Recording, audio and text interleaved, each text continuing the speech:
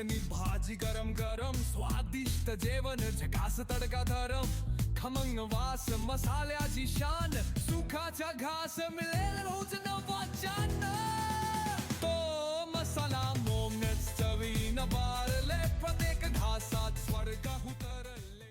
High hello welcome back to the masala moments.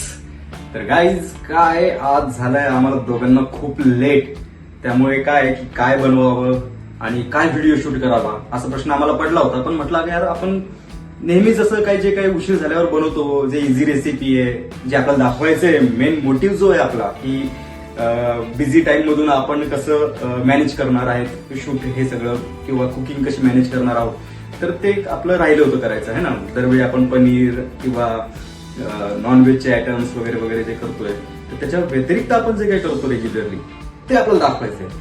तर आज उशीर झालाय, त्यामुळे आम्ही ठरवलं की आपण बनवूयात खिचडी. आता खिचडी ही एकदम तसं बघायला गेलं तर खूप इझी रेसिपी आहे, त्यात वेगळं काय असणार आहे ना. पण काय आहे की मी जे काही इन्ग्रेडियंट्स त्यामध्ये टाकणार आहे ते टाकण्याची जी म्हणजे है ना त्याची एक स्टेप असते. त्या स्टेपनुसार जर तुम्ही टाकत गेला तर त्या खिचडीची एक वेगळी चव लागते आणि ती खूप छान प्रकारे बनते. सो आपण जास्त वेळ नको घ्यायला, तर आपण आपल्या रेसिपीला आता सुरुवात करूया. चला. तर आपण आता पहिले कांदा चॉप करून घेऊयात. याला रफली चॉप करायचं आहे, म्हणजे उभा चॉप करायचा आहे, फक्त जास्त बारीक चॉप करत नाही बसायचं त्याला.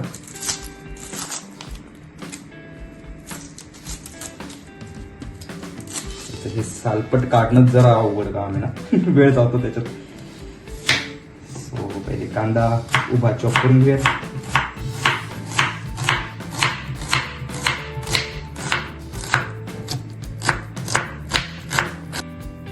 टमाटर सुद्धा आपल्याला चॉप करून घ्यायचंय, रफली चॉप करायचंय, म्हणजे उभा चॉप करायचंय.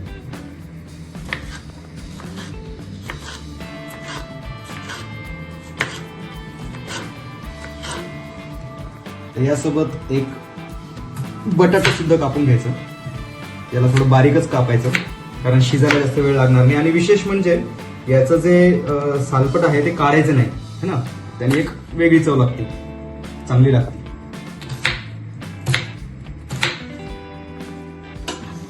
आता गॅस ऑन करूयात आणि कुकर ठेवूयात. कुकर तापलं की त्यामध्ये थोडं तेल टाकायचं. आता हे सगळं मिक्स केलेलं आहे, म्हणजे याच्यात आहे जिरे, काळी तीळ, पांढरी तीळ आणि मोहरी. हे दीपा नेहमी असं करून ठेवते, तर हे आपण एक चमचा यामध्ये टाकूयात. आता तेल तापलंय, ते आपलं ते तडकलेलं आहे व्यवस्थित सगळं टाकलेलं. आता यामध्ये कांदा टाकूयात.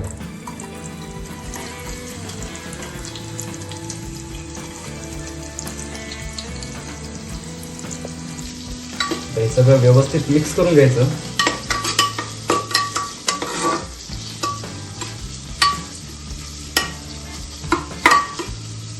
आता जे टमाटे आपण चॉप केलेत ते टाकूयात.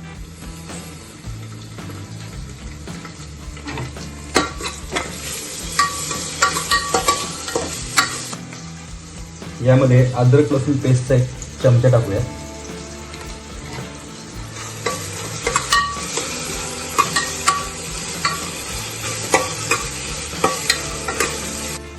यामध्ये बटाटे टाकायचे.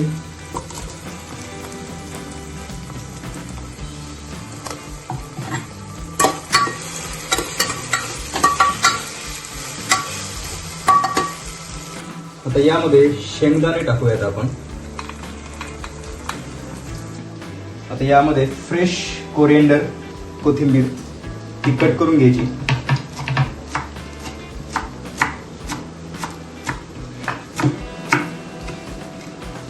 आणि ती टाकायची याच्यात.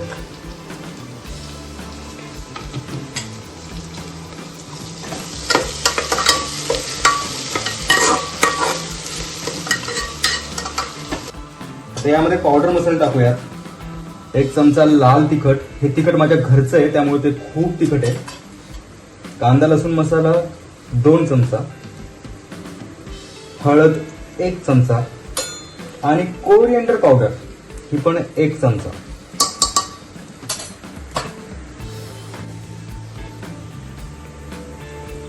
यामध्ये पाणी टाकूयात कारण ते मसाले जळू नये यासाठी थोडं टाकायचं आणि व्यवस्थित मिक्स करून घ्यायचं.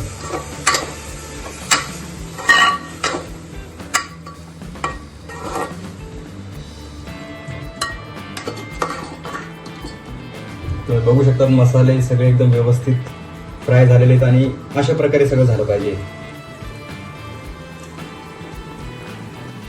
आपण 1 वाटी तांदूळ घेऊयात.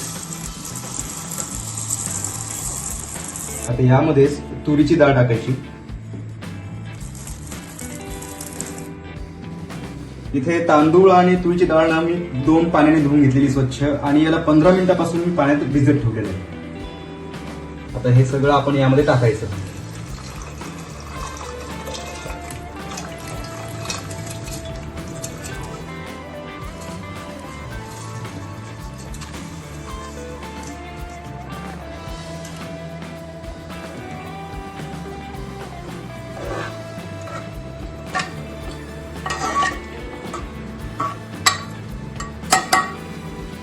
यामध्ये चवीनुसार मीठ घ्यायचं आणि यातला मेन इन्ग्रेडियंट तुपाचा 1 चमचा हा पण टाकायचा यात.